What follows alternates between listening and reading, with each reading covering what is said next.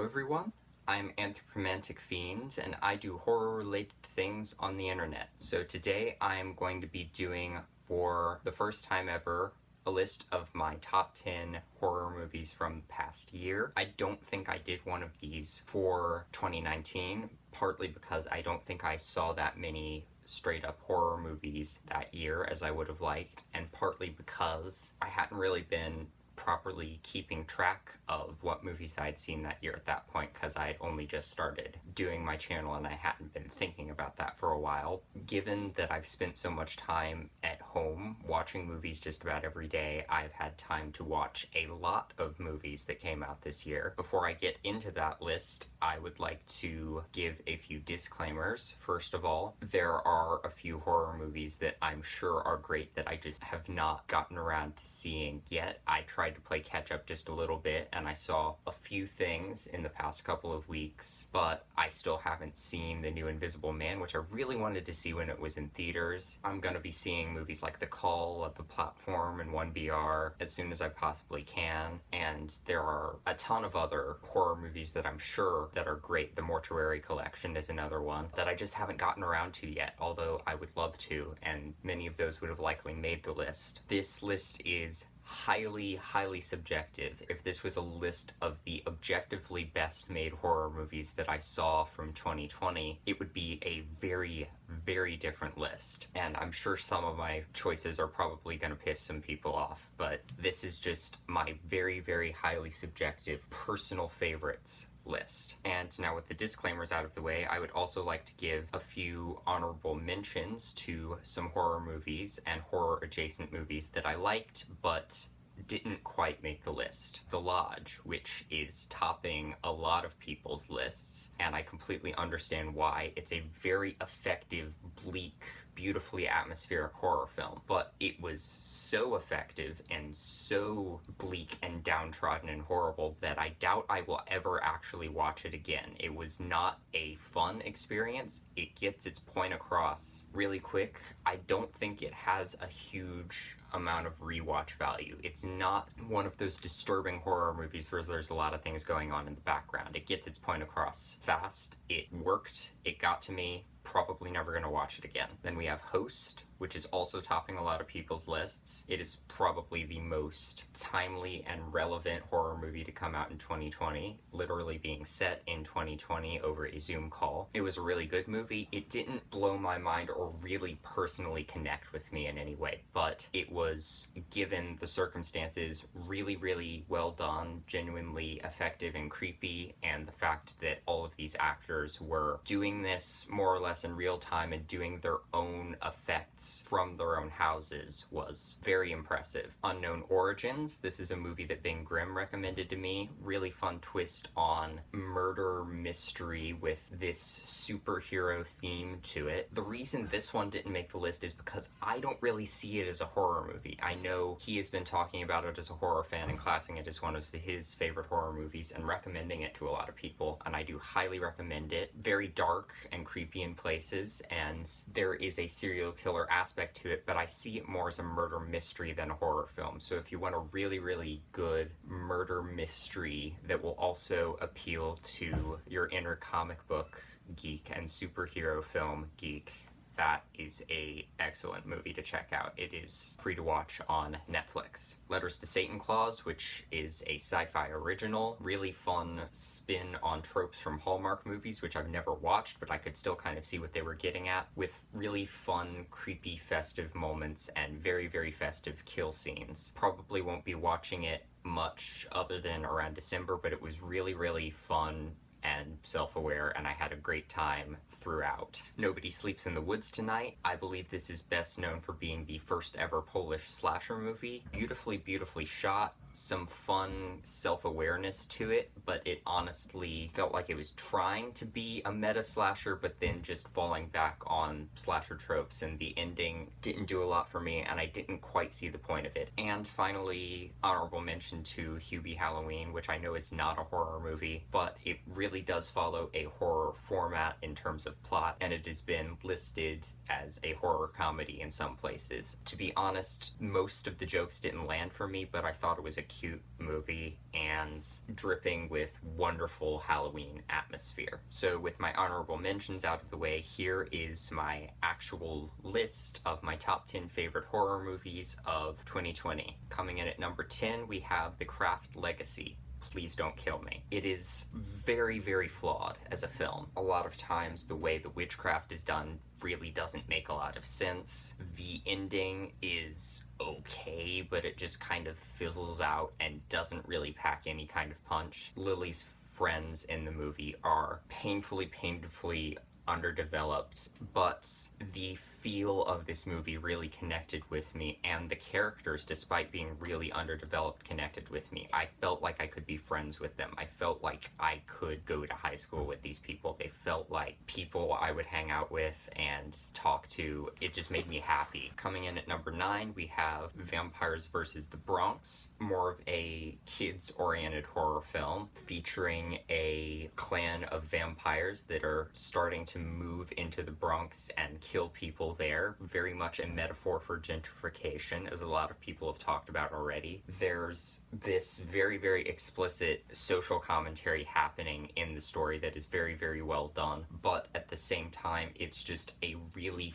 fun kids versus monsters type horror movie. A lot of people have compared it to movies like The Monster Squad, but with an urban setting instead of a suburban setting. The vampire effects are cheesy in places, but they're really, really fun. These are not three-dimensional, multifaceted, angsty vampires like I usually like, but they're really, really fun, dastardly villain vampires versus these really likable human characters, and it's just a really fun kind of family horror adventure movie that is still very, very current and relevant in a lot of ways. Coming in at number 8, we have We Summon the Darkness. This follows a group of girls who are going to this concert for this very evil satanic metal band, presumably, and they meet a group of guys there who they then take back to their house, and then things go horribly wrong from there and become very, very culty, but not necessarily in the way you would expect. It's just this really kind of claustrophobic, on-edge kind of thriller. You know what the stakes are for the characters that you're rooting for and what's about to happen to them, and you're just rooting for them to escape. And it has this undercurrent of dark humor to it I liked, and some pathos that I wasn't expecting from certain characters, and this very 80s satanic panic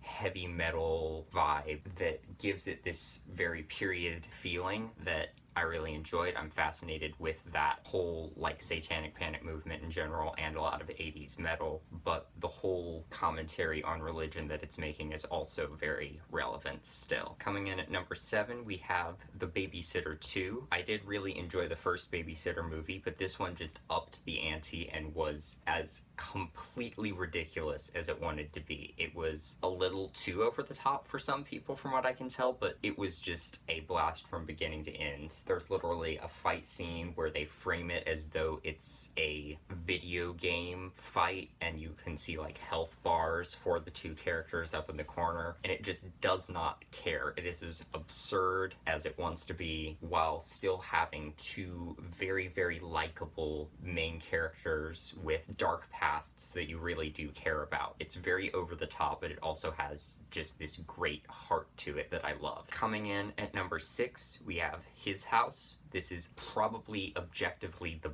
best and most relevant horror movie that I've seen that came out in 2020, and it follows a couple who have moved from Britain. I believe they are seeking refuge from this war that's been going on in Sudan. They seem to have brought ghosts of their past with them into the apartment they're living in, and they have done so in more ways than one. The ghost effects in this movie are gorgeous. There are some digital enhancements to certain scenes, but the ghosts are very much live actors and very present in the scenes, and they are just beautifully rendered and beautifully done. Obviously, the social commentary aspect of it is really, really well done, with them trying to make the best of their new life in London, but not quite fitting in there, and the husband trying to fit in, and the wife not wanting to fit in and not lose their past, and the past not really wanting to lose them either, but then just very beautiful, haunting imagery and wonderful, wonderful performances from the cast. I thought the side character played played by Matt Smith, was really cool. I was not expecting him to be in the movie, and I liked seeing him. Coming in at number 5, we have Color Out of Space, obviously based on the story by H.P. Lovecraft, featuring a weird cosmic meteor that lands in the middle of this farm. Slowly, the weird cosmic essence of the meteor starts seeping into the landscape and the people living in this farm and just turning everything very, very weird and cosmic, as tends to happen in such stories. Obviously, this movie is very known for Nicolas Cage, and I love his performance in this. It goes from very, very heartfelt, calm, simple dad into just manic, raving lunatic on the levels of his performance in something like Mandy in a way that is wonderful and terrifying and hilarious all at once. And his reactions to things are great because he'll have these very deadpan kind of dazed reactions to really intense things and just really aggressive reactions to the most mundane things. I think all the actors that play his family are very, very likable. I liked the different characters that we get there. The whole look of the film is gorgeous and creepy and very, very psychedelic. I like our main character, who's the Miskatonic University student, played by a person of color, which obviously undermines Lovecraft's horrible, horrible racism in a really, really simple way, which I thought was nice. And overall, just everything I wanted out of a cosmic horror movie, and probably the best Lovecraft adaptation that I personally have seen to date. Coming in at number 4, we have Carmilla. This is a movie that technically was released at film festivals in 2019, but only got a release to wider audiences in 2020. It is an adaptation of the Gothic novella by Joseph Sheridan Le Fanu, which I've read in entirety on this channel. I am very obsessed with the Carmilla story, if people aren't aware by this point. It follows a family who live in this isolated house. There is a carriage crash nearby, leaving a young girl named Carmilla stranded there, who becomes very acquainted with Laura, who is the daughter of the family, and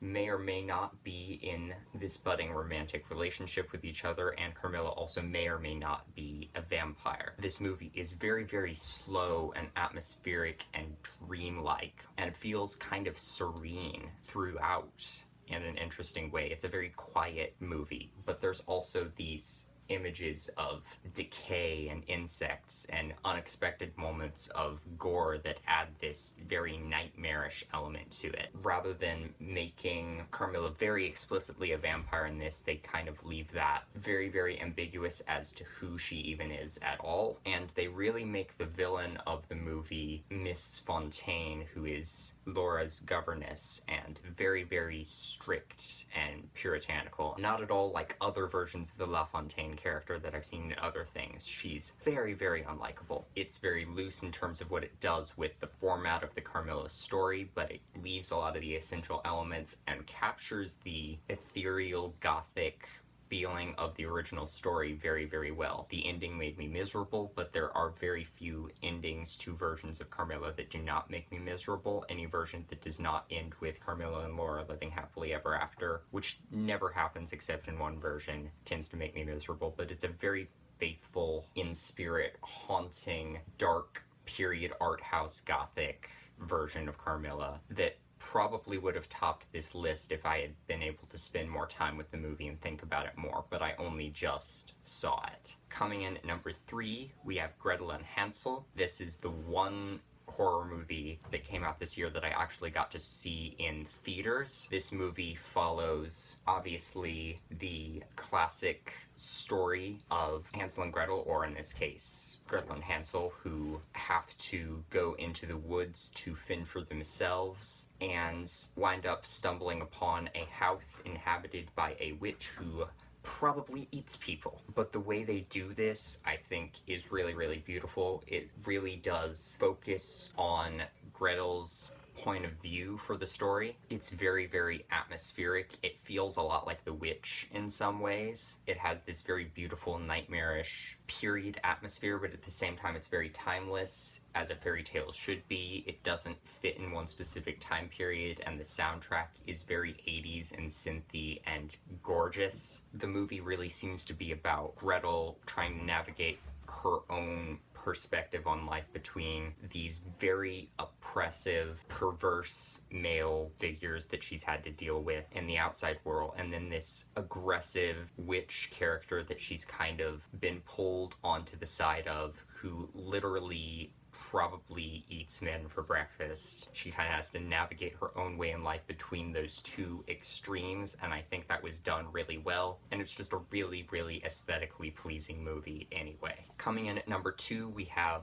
Bliss. This movie follows an artist who is struggling and goes to this party where she both gets addicted to this really, really intense combination of drugs and also maybe gets bitten by a vampire during some sexual escapades. This leads her into this downward spiral of madness while she's still trying to paint and be an artist. As just a creative person in general, while our main character is not likable at all, you can kind of understand her frustrations when she's trying to create and she can't and people aren't supporting her. I obviously just love a good vampire movie. That's kind of my thing. And just the overall vibe of the movie is very disorienting, very, very psychedelic, very heavy on the pinks and the purples and the neon colors, and the soundtrack is very doom metal, punk, hardcore, goth rock, this very sludgy mix of dark music genres that I thought was gorgeous. And a lot of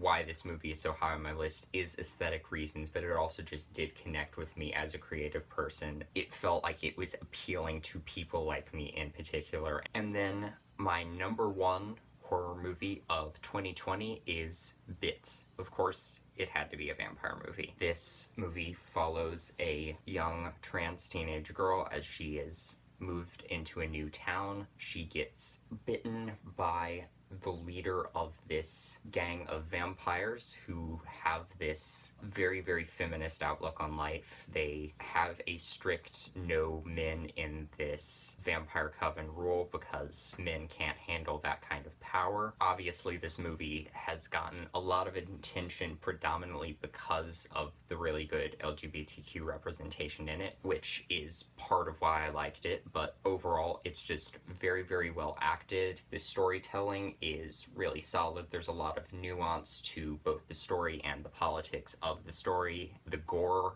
and the blood effects in this are good, very, very unflinching in terms of some of the places they go. It has this fun kind of action horror vibe to it in places, and this very camp and humorous sensibility to certain scenes that I thought was really, really well executed. When they are talking about the backstory of this evil head vampire who they've had to subdue at one point, they show these shots of him kind of doing his evil vampire overlord thing in the 70s, and the whole scene is set to the song Rasputin. I about died when I heard that. It was really, really funny. Very self-aware as to what it was. Current, but also harking back to movies like The Lost Boys, probably near dark to some extent. Also, the vibes of teen horror movies like The Craft and Ginger Snaps. So it was pretty much the perfect horror movie for me, at least for this year. I might also be biased because I did watch it with a friend, and that made it an even more fun experience, but it was just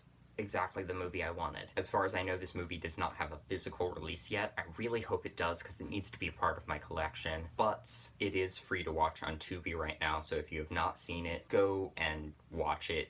I think if you are a horror fan, and a vampire fan in particular, I think you will get a kick out of this movie because it's really fun. That is my personal favorite 10 horror movies of 2020. Please let me know what your favorite horror movies of 2020 were below, and let me know what you thought of the video. Thank you for watching my video, and hopefully I will see you in another one.